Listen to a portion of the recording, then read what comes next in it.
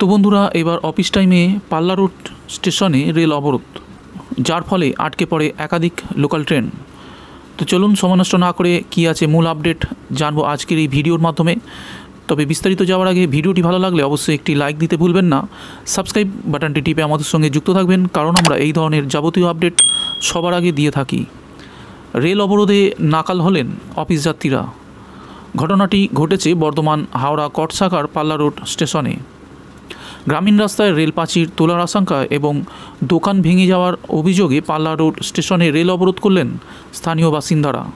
এই অবরোধের জেরে বর্ধমান হাওড়া কটসাকায় ট্রেন চলাচল বিপর্যস্ত হয়ে পড়ে।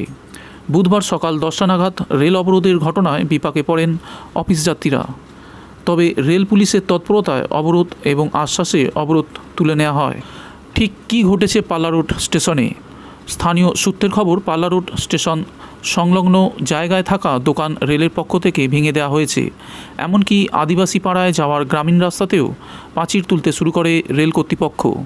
তারই প্রতিবাদে ট্রেন অবরোধ করেন আদিবাসী পাড়ার বাসিন্দারা। একেবারে অফিস টাইমে রেল অবরোধ করেন তারা।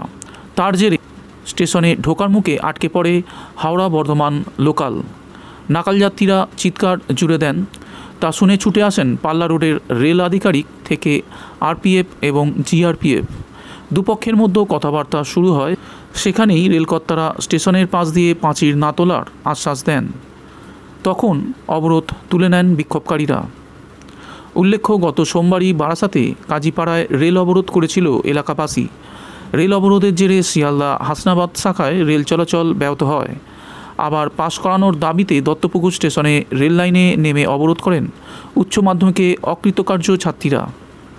এমনকি হাওড়ার দক্ষিণ পূর্ব শাখায় বিভিন্ন স্টেশনে রেল অবরোধের ঘটনা ঘটেছে। এবার ঘটল পাল্লা স্টেশন রোডে।